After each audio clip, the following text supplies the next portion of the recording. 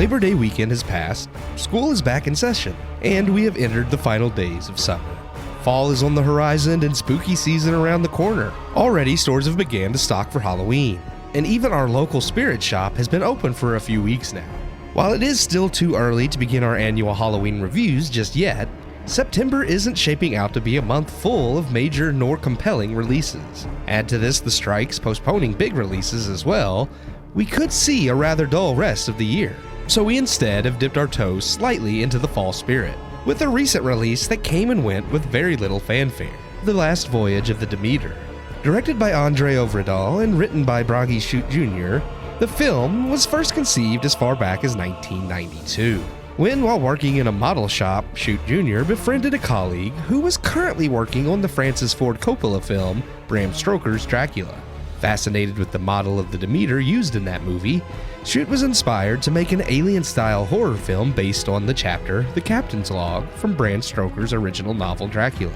The film sat in development hell for decades, only seeing the light this year, where it failed to impress critics and at the box office. Starring Corey Hawkins as Clemens, a doctor who manages to get himself hired aboard the Demeter as a crew hand, the film, very much in the vein of Ridley Scott's Alien, takes place almost entirely on the Demeter itself, as an evil presence is aboard and the crew is picked off one by one.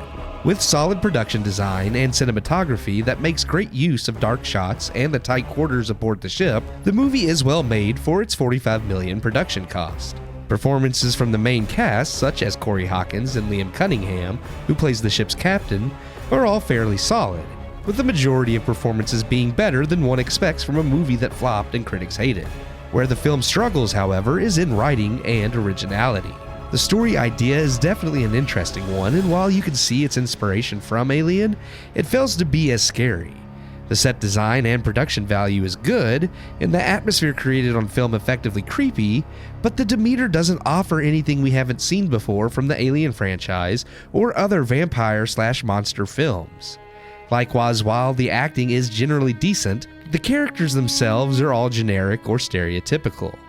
There are good moments here and there, but I'm never made to care about most of the crew, who just serve as fodder to be picked off. The dialogue has no depth either, with characters often contemplating the nature of good and evil or else evoking religious themes, but having nothing intelligent to say about them.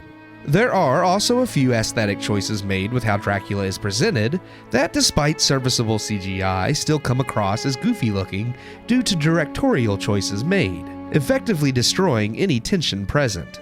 The Last Voyage of the Demeter just comes across as forgettable all around. Maybe not as deserving of how much critics have chastised it, but while serviceable, it offers nothing new, and will not stand the test of time.